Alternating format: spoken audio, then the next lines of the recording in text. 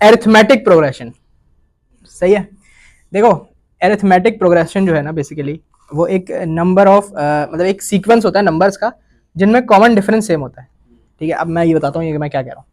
देखो यहाँ पर मेरे पास एक नंबर्स लिखे हुए हैं 1357। सही है। अब अगर हम इनमें देखें गौर से तो बेसिकली जब हम 1 से 3 की तरफ आ रहे हैं तो हम +2 कर रहे हैं, और फिर जब हम 3 से 5 की तरफ जा रहे हैं तो फिर हम +2 कर रहे हैं, और फिर इसी तरीके से जब हम 7 की तरफ आ रहे हैं तो फिर हम +2 कर रहे हैं। तो ये जो 2 है ना हमारे पास 2, ये बेसिकली कॉमन डिफरेंस है।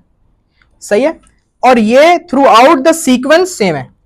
तो एक ऐसी सीक्वेंस नंबर्स की जिसमें हमारे पास ये चीज कॉमन डिफरेंस सेम हो वो कहलाती है अरिथमेटिक प्रोग्रेशन। ठीक है, ये डेफिनेशन है। कॉमन डिफरेंस निकालने का तरीका पता है क्या होता है कि जो दो कंसेक्यूटिव टर्म्स होती है ना आप उनका डिफरेंस ले लेते हैं, यानी कि उन दोनों को आपस में माइनस कर दो। सही। अब यहां पर जैसे कि दो कंसेक्यूटिव टर्म्स जो है वो 1 और 3 है, जब मैं 3 - 1 करूंगा तो मेरे पास क्या आएगा 2, ये हमारा कॉमन डिफरेंस है। या फिर अगर मैं 5 - 3 करूंगा, ये जो दो कंसेक्यूटिव टर्म्स है 5 और 3, तो ये मेरे पास 2 ही आएगा। तो कोई भी दो कंसेक्यूटिव टर्म्स को उठा के मैं आपस में उनका डिफरेंस ले लूं तो मेरे पास कॉमन डिफरेंस बेसिकली पता चल जाएगा हमारे पास एपी में। सही है।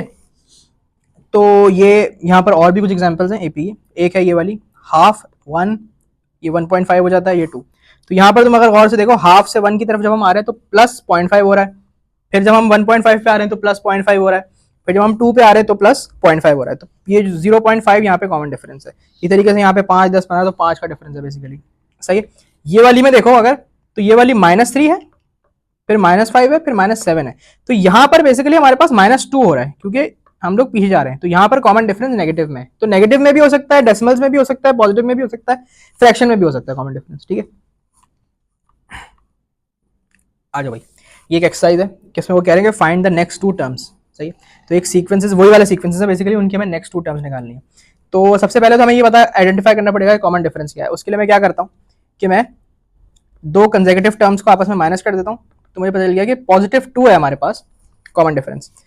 तो मैं क्या करूंगा कि जब हम 1 में +2 कर रहे हैं तो 3 हो रहा है, फिर 5 हो रहा है, फिर 7 हो रहा है। फिर जब हम 7 में +2 करेंगे तो हमारे पास हो जाएगा 9।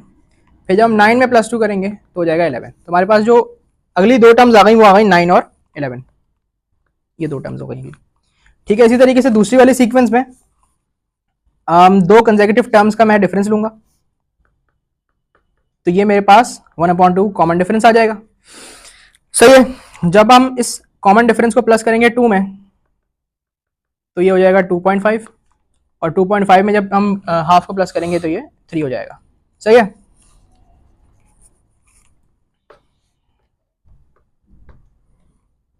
ऐसा लिख। अच्छा, अब देखो इस वाली ये जो तीसरी सीक्वेंस है इसके अंदर हमारे पास 5 है, 10, फिर 15 और फिर ये 20 होना चाहिए था। हाँ बेबी 20। ठीक है। तो यहां पर अब तुम जैसे कि देखो कि दो कंसेक्यूटिव टर्म्स को जब हम माइनस करेंगे तो हमारे पास कॉमन डिफरेंस 5 आ जाएगा। तो यानी कि हम, और पॉजिटिव 5 है तो हम +5 होते जा रहे हैं। तो 20 में जब 5 प्लस करेंगे तो 25, और इसमें जब 5 प्लस करेंगे तो 30। ये 2 टर्म्स आ गए। यहाँ पर फोर्थ वाली जो है इसके अंदर हमारे पास कॉमन डिफरेंस कैसे आएगा, -5 -3 करेंगे तो माइनस माइनस प्लस हो जाएगा। तो -5 + 2 -2, -2 हमारे पास कॉमन डिफरेंस आया। तो यहाँ पर हमारा कॉमन डिफरेंस नेगेटिव के अंदर है। तो जब हम -9 से -2 करेंगे तो -11, और जब इससे -2 करेंगे तो -13। ठीक है। तो ये थी। अब देखो भैया ये तो हो गई 2 टर्म्स के लिए। ठीक है कि अगर हमने नेक्स्ट 2 टर्म्स पता करनी है तो ये वाला आसान वाला काम कर लिया ना। लेकिन अगर मैं तुमसे बोलूं कि भैया अगली 50 टर्म्स जो है ना उसके अंदर जो 50th टर्म है वो पता करो, तो ये 50 बार लिखोगे जाके? नहीं नहीं। ठीक है। तो अब अगली 50, 100, 1000 टर्म्स अगर पता करनी है तो उसके लिए हमारे पास एक फॉर्मूला है।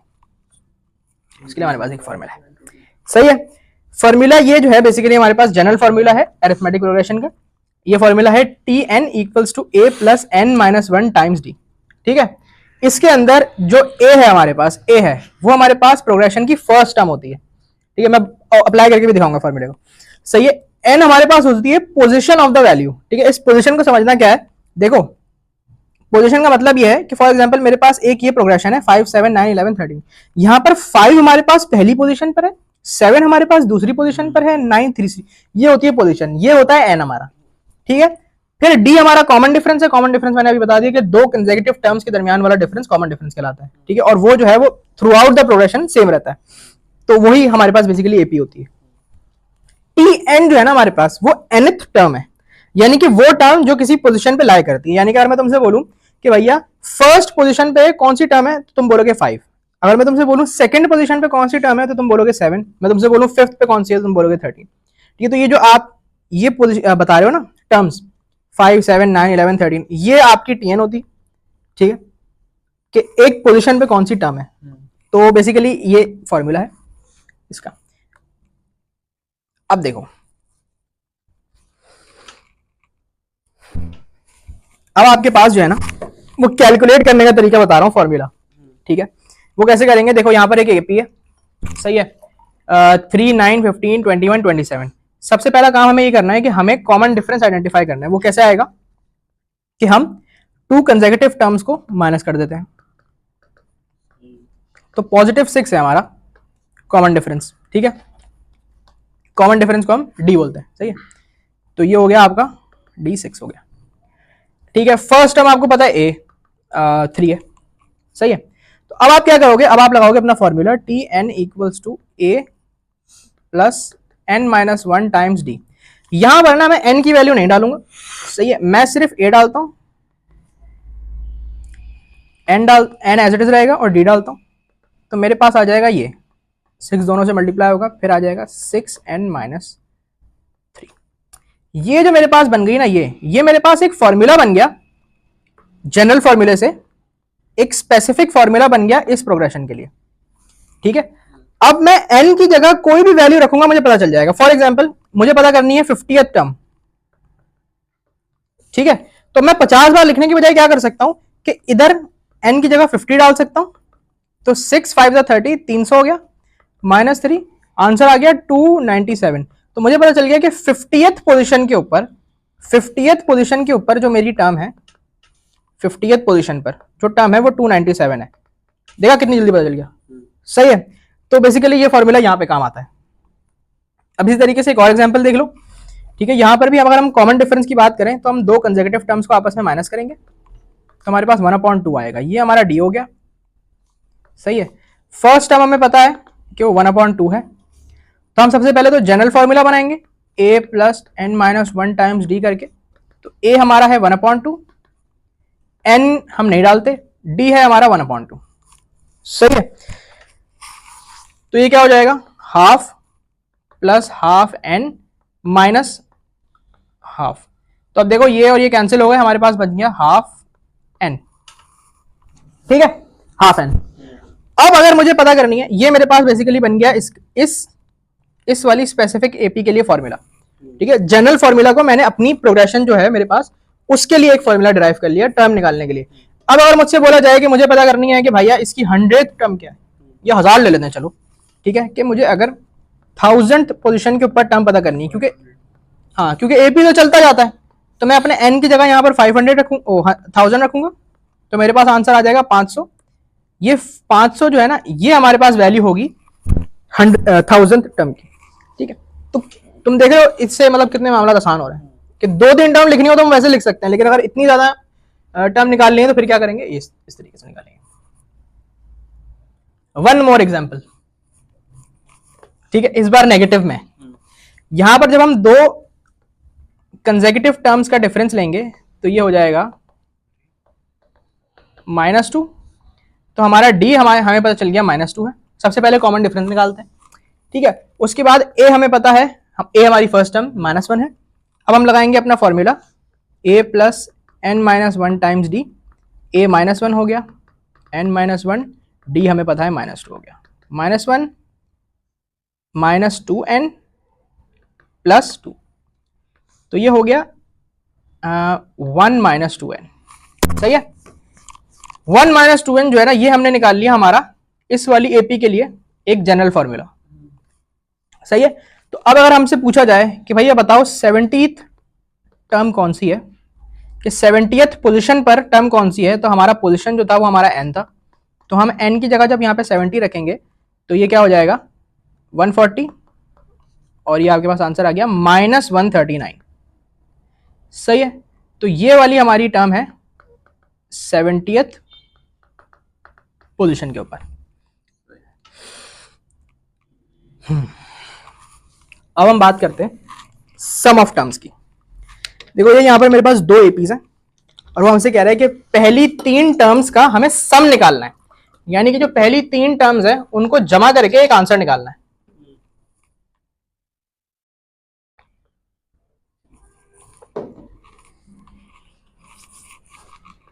तो मेरे पास यहां पर जो पहली 3 टर्म्स हैं वो है 1, 5 और 9। तो मैं क्या करूंगा 1 + 5 + 9 करूंगा, तो 5 + 9 14, 14 + 1 15। तो ये मुझे सम पता चल गया 15। ठीक है। अब वो कह रहा है कि ये एक और प्रोग्रेशन है, इसकी भी जो है ना वो फर्स्ट 3 टर्म्स का हमें सम पता करना है।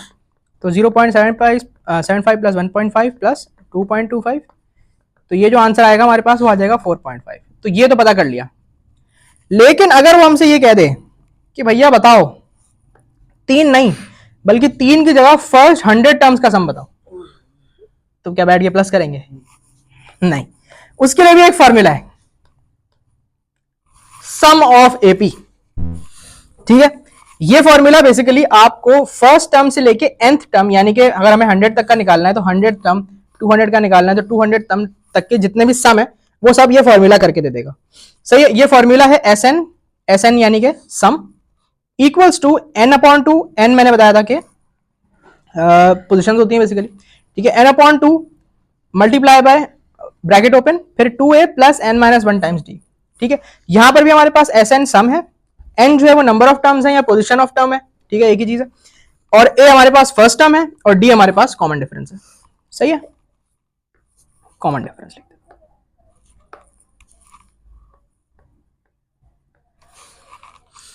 इस फॉर्मूले को अप्लाई करते हैं। देखो यहां पर एक एपी है, सही है, इसके हमें सारी टर्म्स भी नहीं दी हुई, हमें बस कहा जा रहा है कि find the sum of first 50 terms. तो हमें सबसे पहले डेटा देख लेते हैं। ए हमारे पास 3 है और हमारे पास n 50 है। दो चीजें पता है, लेकिन हमें डी भी पता करना है क्योंकि हमारा फॉर्मूला इस तरीके से है, a + 2a + n-1 times D. ये ना, हाँ। तो अब हमें डी भी पता करना है। तो डी के लिए हम क्या करते थे कि जो दो कंसेक्यूटिव टर्म्स थी उनको माइनस कर देते थे, तो 10 - 3 करेंगे तो आंसर आ जाएगा 7। तो हमें हमारा डी भी मिल गया, ए भी है, एन भी है, डी भी है। तो अब हम क्या करेंगे, इसको सिंपली फॉर्मूले में पुट कर देंगे। तो 50/2 2a + n-1 times D. D क्या है? 7। सही है, एक सेकंड में आया।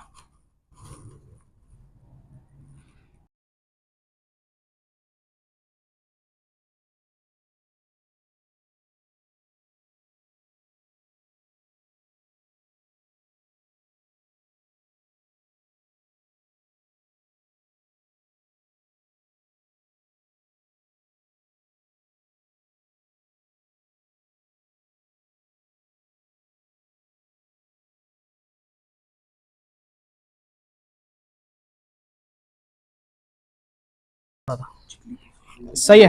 देखो 50 डिवाइड बाई 2 25 हो जाएगा, 2 3 6 हो जाएगा, ये 49 मल्टीप्लाई बाय 7। ठीक है। अब क्या कर सकते हैं, 49 7 की वैल्यू निकाल लेते हैं ना कुछ। 343, अरे 343, फिर क्या होगा 6 + 3 43 349 और ये हो गया 25 + 6 मल्टीप्लाई बाय 25 8725 वैल्यू आ गई। तो ये आपके पास आ गया S50, some of first 50 terms. सही है, ये निकाल लिया फॉर्मूले से। अब अगर हमें लास्ट टर्म पता है ना अगर किसी प्रोग्रेशन की, ठीक है, तो हम ये वाला फॉर्मूला लगा सकते हैं, ये थोड़ा आसान है। सही, ये भी सम का ही फॉर्मूला है। ठीक है, लेकिन यहां पर बस ये है कि यहां पर हमारे पास फॉर्मूला है n/2 multiply by a + l। a हमारे पास फर्स्ट टर्म है, l हमारे पास लास्ट टर्म है। सही है, और बाकी n और sn वही है, सम और नंबर ऑफ टर्म्स। तो अब देखो, अब क्या एग्जांपल है, अब कह रहा है sum of AP with 10 terms निकालना है। ठीक है, फर्स्ट टर्म 5 है, लास्ट टर्म 95 है। सही है, तो हम अपना फॉर्मूला यहां पर हम, क्योंकि फर्स्ट टर्म पता है लास्ट टर्म पता है और प्रोग्रेशन है ही नहीं, तो मतलब हम डी तो पता ही नहीं कर सकते ना।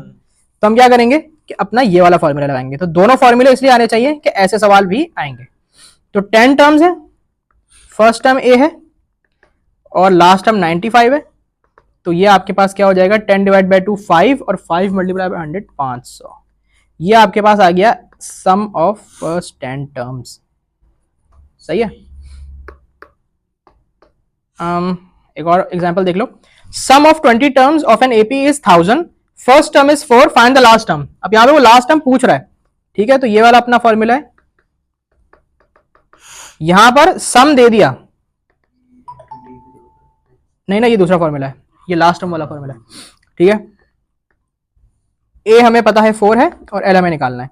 तो ये क्या हो जाएगा, 1 जार 10, ये कैंसिल, यहां से एक जीरो हटा देंगे। तो 100 equals to 4 plus L, L की वैल्यू आ गई 96। ये हमें लास्ट टर्म पता चल गई। सही है। तो इस तरीके के सवाल आएंगे। अब ये एक प्रॉपर्टी है कि एक अरिथमेटिक प्रोग्रेशन के अंदर जो है ना, एपी के अंदर मीन और मीडियन बराबर होते हैं। ये मैंने मीन मीडियन मोड में भी बताया था कि एक एपी का मीन और मीडियन बराबर होता है। कैसे, ये देखो, एक एपी है, यहां पर देख रहे हो अगर कि कॉमन डिफरेंस जो हमारे पास 2 है, +2 +2 +2 होता जा रहा है। तो इसका मतलब है कि ये एक एपी है। सही है। अब इसके अंदर अगर हम मीन निकालें तो मीन निकालने का तरीका क्या था कि सारे वैल्यूज को सम करो और divide by number of values कर दो। कितनी वैल्यूज हैं, 5। जब तुम इसको करोगे तो तुम्हारे पास आंसर जो है वो आएगा 6। मीडियन हमारे पास था मिडिल वैल्यू। तो अगर यहां पर हम मिडिल वैल्यू देखें तो 2 वैल्यूज इधर हैं, 2 वैल्यूज इधर हैं, मिडिल वैल्यू ये है। तो मिडिल वैल्यू भी क्या हो गई, 6 मीडियन। तो तुम देख रहे हो यहां पर हमारे पास एक एपी के अंदर मीन और मीडियन बराबर आ गया। ठीक है। अब कुछ एग्जाम्पल क्वेश्चन है, देखना जरा। The sixth term of an AP is 22, find the first term if each term differs by 2। ठीक है। तो यहां पर उसने आपको पता है क्या दिया है, यहां पर उसने आपको T6 दे दिया, 22। सही है। फर्स्ट टर्म वो आपको निकालने को कह रहा है और उसने आपको D दे दिया 2। तो अपना फॉर्मूला लगाएंगे, n-1 टाइम्स D। यहां पर n की जगह क्योंकि हमारे पास 6 है तो A हमें निकालना है, n की जगह 6 उसने दिया हुआ है, 6 टर्म ना, ठीक है। और D है 2। अब T6 की जगह 22 रख सकते हैं, 6 - 1 5 और 5 2 10। तो A वहाँ 10 वहाँ जाके माइनस होगा, A की वैल्यू आ गई 12। ये आ गया फर्स्ट टर्म। सही है। फिर क्या कह रहा है, sum of all multiples of 2 between 4 and 2 inclusive. ठीक है। यानी कि 4 से लेके 20 तक जितने भी 2 के मल्टीपल्स आते हैं ना वो बताओ। तो इसमें हम पता है क्या करेंगे, सबसे पहले हम करते हैं इन दोनों वैल्यूज को, अपर बाउंड और लोअर बाउंड को माइनस करके डिवाइड बाय 2 कर देंगे। ठीक है। तो आंसर आता है 8। सही है। मगर बात यह है कि हमें चाहिए सम। ठीक है। तो हमारे पास जो अपर बाउंड है वो है 4। ठीक है। यानी कि एक बेसिकली एक प्रोग्रेशन ही है 4 और लास्ट टर्म जो है वो है 20। बीच में हमारे पास 2 के डिफरेंस से नंबर चल रहे हैं। अब वो कितने नंबर हैं ये हम कैसे पता करेंगे, ये हमने इस तरह से पता किया। ये बेसिकली हमारा n नहीं है, ये हमारे पास n-1 आया। पता है क्यों, क्योंकि अगर तुम हिसाब लगाओ 4 के बाद इस तरह काउंट करो, 6 8 10 12 14 16 18 20। हमने 6 से स्टार्ट किया, 4 तो आया ही नहीं। वो कह रहा है 4 और 20 इंक्लूसिव है। ठीक है। तो इसलिए मैं ये कह रहा था कि ये हमारे पास जो है ना, ये हमारा n-1 है। n निकालने के लिए हमें इसमें +1 करना पड़ेगा। ये होगा n, ये होगा n। ठीक है। ये है a, पता चल गया, ये है l, यही पता चल गया। अब वो कह रहा है सम निकालना है, तो सम के लिए ये वाला फॉर्मूला लगा लेते हैं। n हमें पता है, a हमें पता है और l हमें पता है। तो क्या हो जाएगा, 9 डिवाइड बाय 2 और इधर हो जाएगा 24। 2 1 जार 12 जार, 12 9 जार क्या होता है, 108। तो 108 जो है हमारे पास हमारा आंसर हो गया। सही है। ये वाले इस तरीके से करने कि वो एक रेंज में नंबर्स पूछ रहे हैं ना। अब देखो, अब वो कह रहा है number of terms needed to get Sn equals to 0 in the AP 105 102 99 और फिर ये आगे चलती जाएगी। अब ये एक AP है और वो कह रहा है कि हमें कितनी टर्म्स चाहिए, यानी कि n पूछ रहा है कितनी टर्म्स चाहिए कि हमारे पास सम जो है वो 0 के बराबर हो जाए। तो इसमें हम पता है क्या कर सकते हैं कि इसके अंदर हम अपना फॉर्मूला लगा सकते हैं।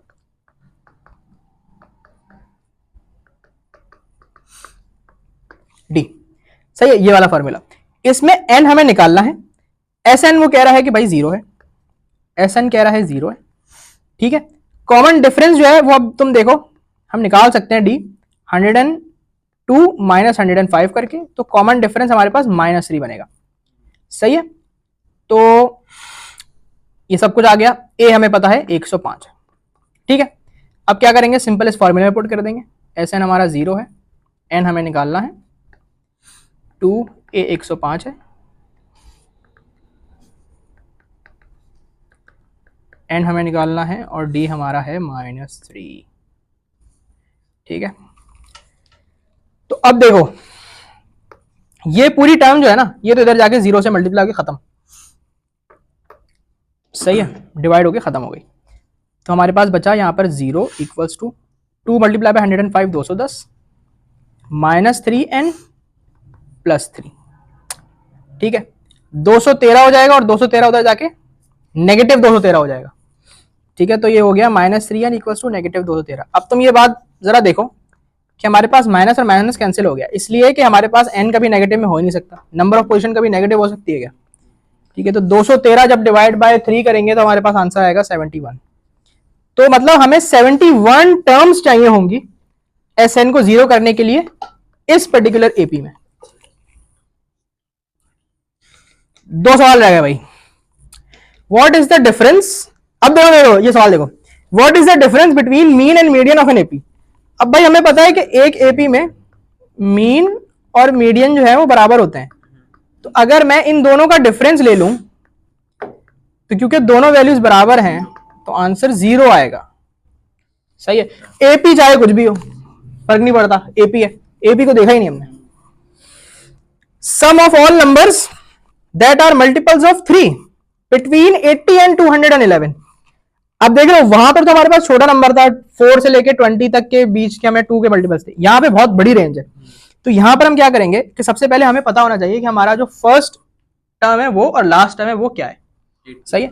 देखो फर्स्ट टर्म 80 नहीं है, इसलिए कि 83 के टेबल में नहीं आता, हमें तो मल्टीपल 3 चाहिए ना, तो यानी कि हमारा ए बी किसी मल्टीपल से शुरू होना चाहिए। तो मुझे अब 80 के करीब जो आप समझ लो आता है मल्टीपल 3 का, जो कि इस रेंज में हो, वो 81 है, वो है 81। और इसी तरीके से 211 भी 3 के टेबल में नहीं आता, लेकिन उसके करीब जो आता है वो है 210। तो ये हमारी रेंज बनेगी कि हमें 81 से 210 तक चेक करना है। तो मैंने क्या तरीका बताया था कि इन दोनों को आप आपस में माइनस करो और क्या कर दो, डिवाइड बाय यहां पर 3 करो, क्योंकि मल्टीपल 3 का चाहिए। तो जब ये तुम करोगे तो क्या आंसर आएगा, 43। लेकिन मैंने ये बताया था कि ये जो टर्म है ये क्या है, ये हमारी n-1 है, क्योंकि इसके अंदर वैल्यू सारी इंक्लूड नहीं हुई। n निकालने के लिए इसमें मुझे करना पड़ेगा +1, तो ये हमारा n है, ये हमारा n है, सही है। n भी मिल गया, a भी पता है, l भी पता है, फॉर्मूला लगा देंगे, ठीक है।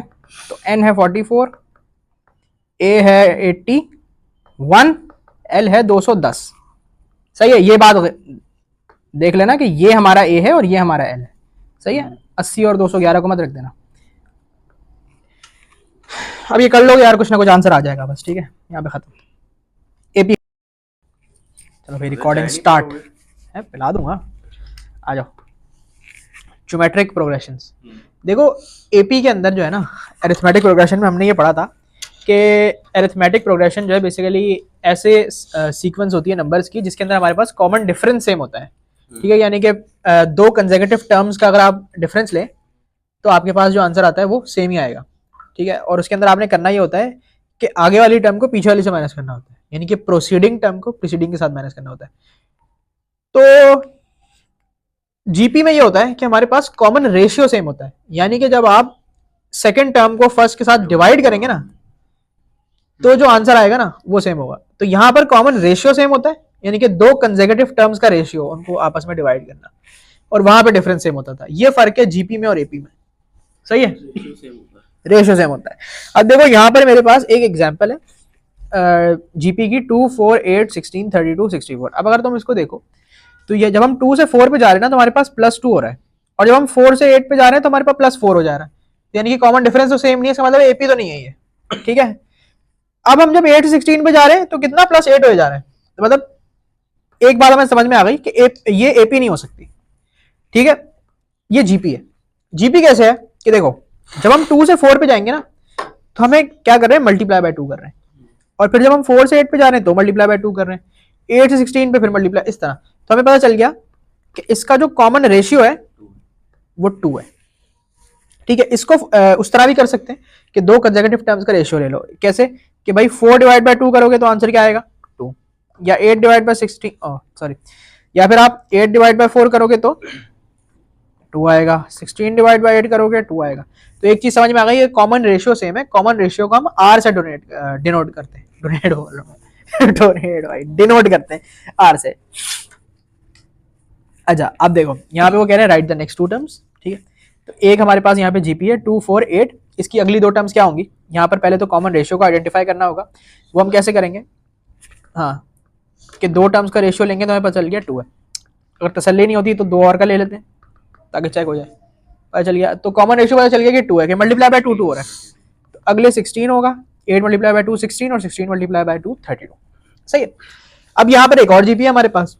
ठीक है, इसके अंदर अगर हम देखें कि कॉमन रेशियो क्या है तो हमें क्या करना पड़ेगा कि दो टर्म्स का रेशियो लेना पड़ेगा। तो हाँ 1/9/1/3 करेंगे। सही है, तो ये क्या हो जाएगा, इसको मैं इस तरह लिख सकता हूँ,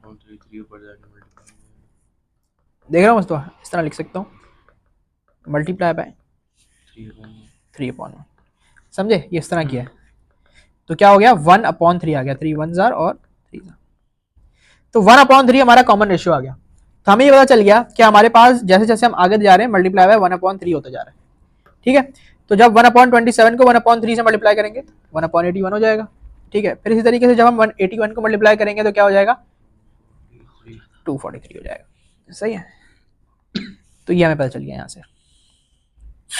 अच्छा अब ये तो था 2-3 टर्म्स के लिए ना, तो अगर कोई 150वीं टर्म पता करनी है तो फिर ज़्यादा लिखेंगे तो नहीं ना, फिर तो आएगा फॉर्मूला। सही है, जैसे एपी में आया था। तो फॉर्मूला इसका है टीएन यानी कि nth term equals to A यानी कि first term, R common ratio power n-1। n क्या थी, पोजीशन थी टर्म की, याद है n पोजीशन थी टर्म की। तो आपके पास इस फॉर्मूले से आपके पास कोई भी टर्म आएगी। अब अगर मुझे 6 टर्म पता करनी है तो मैं क्या करूंगा, n की जगह 6 रखूंगा, ए आर और इसकी जगह 6 रख के मैं अपनी वैल्यूज निकाल लूंगा, अपनी टर्म निकाल लूंगा। ठीक है, इसकी एग्जाम्पल देखते हैं। हमारे पास एक जीपी है 1, 4, 16, 64। यहाँ पर सबसे पहले तो हमें आर निकालना होता है। हाँ सबसे पहले तो आर निकाल लेंगे। आर क्या होगा कि दो टर्म्स का रेशियो ले लेंगे, तो 4/1 4 कॉमन रेशियो आ गया। तो हमें पता चल गया कि मल्टीप्लाई बाय 4 हो रहा है जैसे जैसे आगे जा रहे हैं। सही है, अब इस एग्जाम्पल में हमें क्या पता करना है, मैं लिखा नहीं, कि हम पता करते हैं यहाँ पे 10th टर्म पता करते हैं।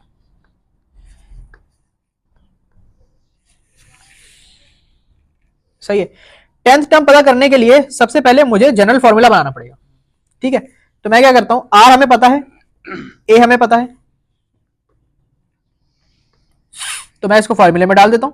टी एन इक्वल्स टू ए है 1, आर है 4, और एन हम नहीं डालते जब हम जनरल फॉर्मूला बना रहे होते हैं, तो हम ये नहीं डालते, तो आ जाएगा 4n-1। अब मुझे अगर 10th टर्म पता करनी है तो मैं क्या कर सकता हूँ, n की जगह 4 की पावर 9 कर दूंगा, क्योंकि n की जगह मैं क्या रखूंगा 10 रखूंगा, तो 4 की पावर 9 आ गया। सही है, और सॉरी ये क्या लिख दिया मैंने, 4 की पावर 9। अब इसको देख लेना क्या वैल्यू आ रही है। सही है, ये एक और जीपी है।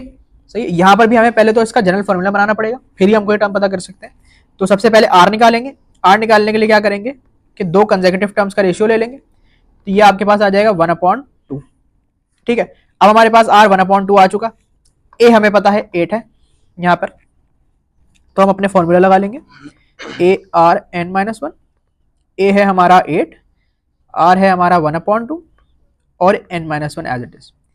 तो हमें ये पता चल गया कि हमारी जो जनरल टर्म हो गई वो क्या हो गई 8 1/2 n-1। इसको इससे कैंसिल, यानी कि इसको यूं नहीं कर सकते 1 जार 4 जार, क्योंकि इसके ऊपर n-1 की पावर लगी हुई है। सही है। अब हमें कोई भी टर्म अगर निकालनी है, फॉर एग्जाम्पल अगर हमें थर्ड टर्म निकालनी है, ठीक है, निकाल के भी देख लेते हैं ना।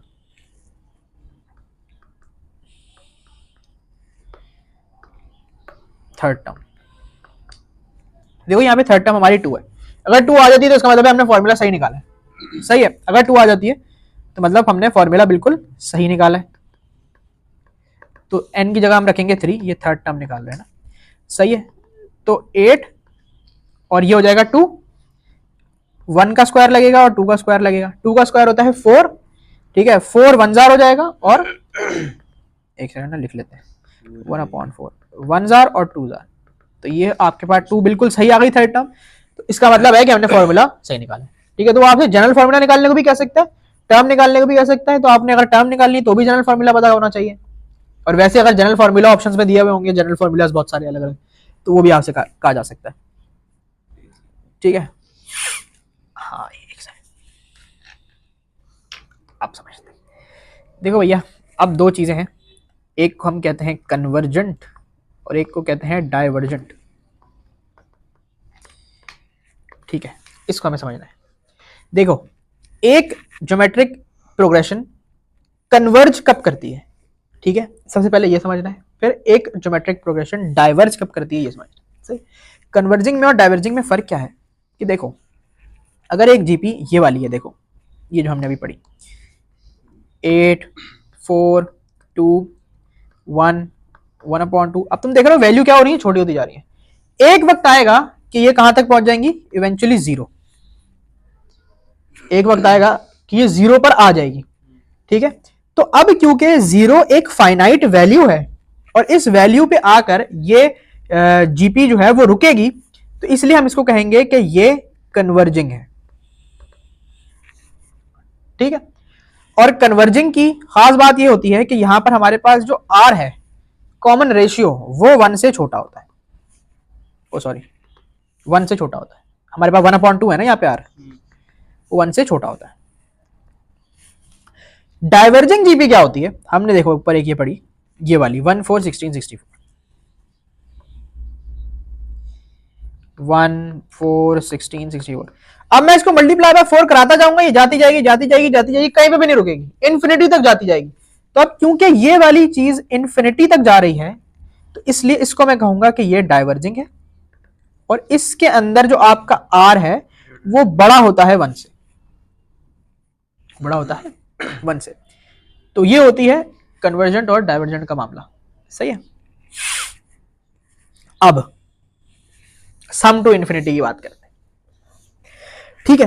देखो, सम टू इन्फिनिटी जो है ना, हमारे पास सिर्फ इसी सूरत में पॉसिबल है जब हमारी जो अपना क्या कहते हैं जीपी है वो कन्वर्ज करे। ठीक है। अगर जीपी डाइवर्जिंग है तो हम सम टू इन्फिनिटी नहीं निकाल सकते। ठीक है। इसलिए मैंने यहां पर देखो क्या लिखा कि अगर आपका आर 1 और -1 के दरमियान है तो ये बेसिकली कन्वर्जिंग है, ये कन्वर्जिंग है। तो इसका सम टू इन्फिनिटी आप निकाल सकते हैं।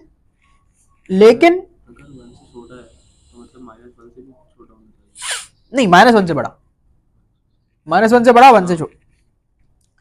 और अगर डाइवर्जिंग है, यानी कि अगर 1 से बड़ी होगी तो कहां जा रही होगी, पॉजिटिव इन्फिनिटी तक जा रही होगी।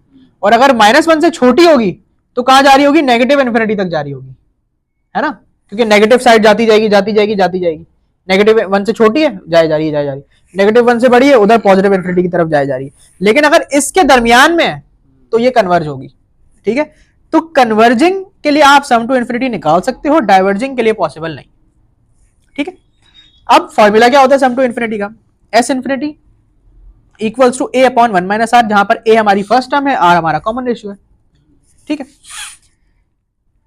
अब आ जाओ सम ऑफ जीपी पे। ठीक है, कि वो जो सम ऑफ टर्म्स हमने एपी में नहीं निकाला था, उसके लिए यहां पर भी एक फॉर्मूला है। ठीक है। अब यहां पर देखो, हमारा आर अगर ग्रेटर देन 1 है तो कौन सी जीपी थी, डाइवर्जिंग। ठीक है, कौन सी थी, डाइवर्जिंग। और अगर r लेसर देन 1 है तो कौन सी जीपी थी?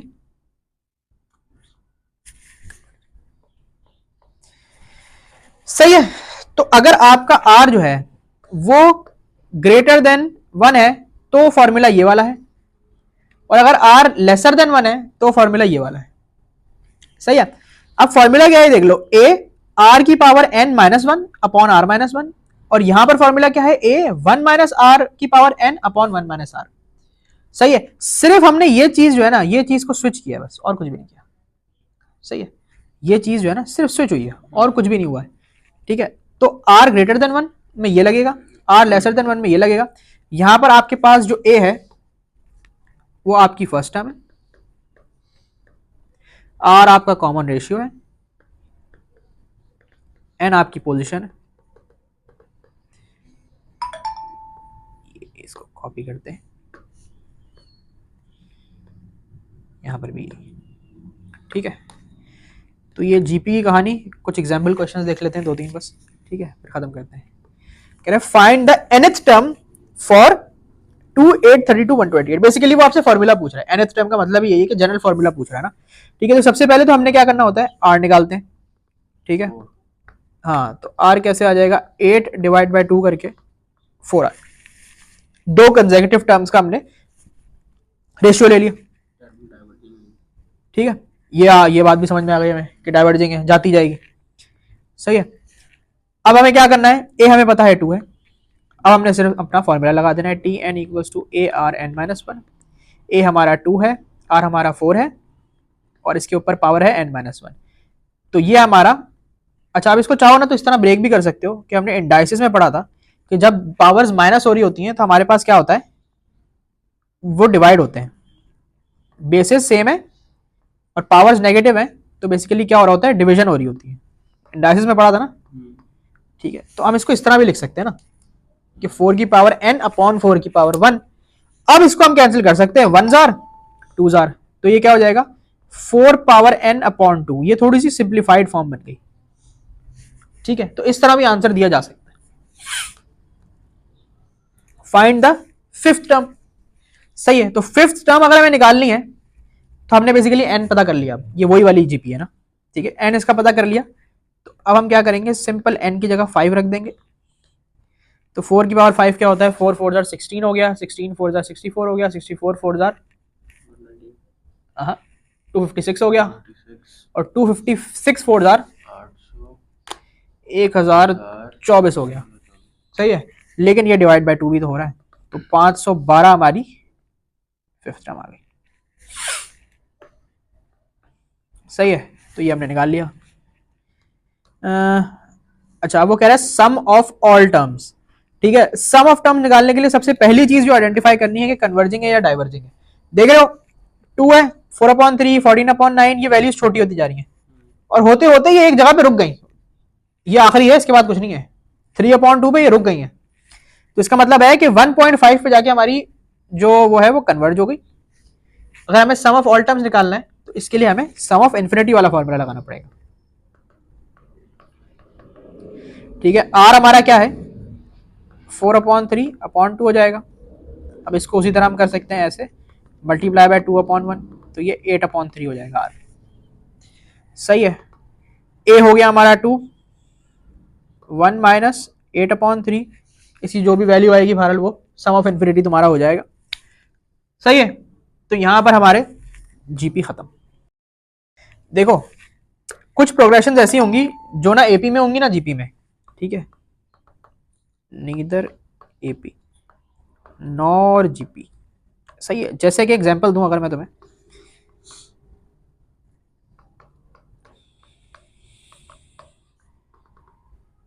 नहीं एक सेकेंड,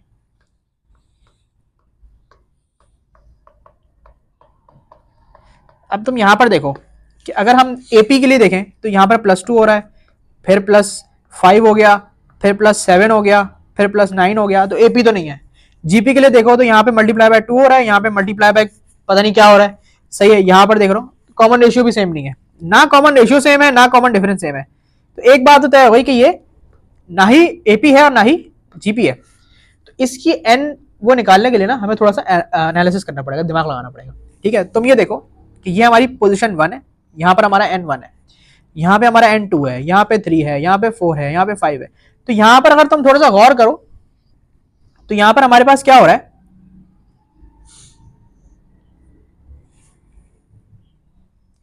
ये इससे स्टार्ट होनी चाहिए थी ना, 1 से स्टार्ट होनी चाहिए थी, मैंने यहाँ पे ये गलत किया था, ये ऐसे ऐसे स्टार्ट हो। मल्टीप्लाई बाय 2 क्या ये बेसिकली हो क्या रहा है यहाँ पर हमारे पास, और ये हमारा n है, यहाँ पर हमारे पास ना n का स्क्वायर हो रहा है। अगर गौर से देखो कि जब हम 1 का स्क्वायर करेंगे 1 आएगा, 2 का स्क्वायर करेंगे 4 आएगा, 3 का स्क्वायर करेंगे 9 आएगा, 4 का स्क्वायर करेंगे 16 आएगा। देख रहे हो यहाँ पर हमारे पास n स्क्वायर हो रहा है। ठीक है, तो ऐसी जो जीपी है, ऐसी जो प्रोग्रेशन है जो ना एपी में है ना जीपी में है, ठीक है, तो वो भी आ सकती है। तो उसके अंदर हमें फिर n निकालने के लिए ये करना पड़ेगा। तो ये बेसिकली हमने क्या किया, इसका n फॉर्मूला निकाल लिया। अब हमसे पूछा जाए अगर 100 का बताओ तो हम 100 का स्क्वायर करके बता सकते हैं, समझे। तो लेकिन इसके अंदर एक प्रॉपर्टी जो देखने वाली है वो ये हो सकती है, यहां पर तुम्हारे पास पता है क्या होगा कि अगर तुम इसको प्लस करोगे तो ये +3 आ रहा है, यहाँ पे +5 आ रहा है, यहाँ पे +7 आ रहा है। तो ये तो डिफरेंट है, यहाँ पर क्या आ रहा है +9। लेकिन अगर हम इनका डिफरेंस देखें ना तो वो +2 का ही है, देख रहे हो।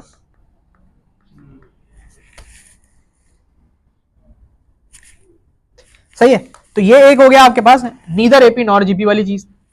सही है, अब इसके अंदर वो इस तरह भी दे सकता है तुम्हें कि वो तुम्हें एक एग्जांपल दे, बोले भाई देखो ये एक जीपी है, फिर 2 से स्टार्ट कर दी मैंने, 4 9 16, बताओ इसकी nth टर्म क्या है। अब इसकी n स्क्वायर नहीं होगी, क्यों नहीं होगी, क्योंकि देखो ये 1 है, ये 2 है, ये 3 है। यहां पर हम क्या कर रहे हैं, n +1 फिर स्क्वायर कर रहे हैं, देख रहे हो कि 1 + 1 2, फिर उसका स्क्वायर करेंगे तो 4 आएगा। सही है, 2 + 1 3, फिर उसका स्क्वायर करेंगे तो 9 आएगा। तो यहां पर हमें इन चीजों को इस तरह देखना होगा। ये क्यूब में भी आ सकती है, ठीक है, ये अपॉन में भी आ सकती है, ये ऐसे भी आ सकती है कि वो आपको यूं दे दे भैया 1 क्या करें, 2 का क्यूब क्या होता है 8, 3 का क्यूब क्या होता है 27। सही है, उसने ये आपको दे दिया। इसी तरीके से 4 का क्यूब क्या होता है 64 होता है, 1/64। अब ये एक जीपी दे दी उसने फॉर एग्जांपल ना, 5 का भी लिख ही लेते हैं। ठीक है, अब देख रहे हो ये आपकी पोजीशन 1 है, ये 2 है और ये पोजीशन 3 है। यहां पर nth टर्म कैसे पता करेंगे कि आपके पास सबसे पहले ऊपर तो 1 आ रहा है, नीचे क्या हो रहा है, नीचे हमारे पास n में +2 होकर स्क्वायर हो रहा है, देख रहे हो। 1 में +2 करेंगे तो 3 बनेगा, फिर उसका स्क्वायर करेंगे, सॉरी स्क्वायर नहीं हो रहा, क्यूब हो रहा है, हाँ क्यूब हो रहा है, क्यूब हो रहा है, क्यूब हो रहा है, क्यूब हो रहा है। तो जब हम 1 में +2 करेंगे फिर उसका क्यूब लेंगे तो 27 आएगा और ऊपर 1। सही है, तो ये इस तरीके से मैंने ये वाली चीज पता की। तो बस अब जीपी खत्म।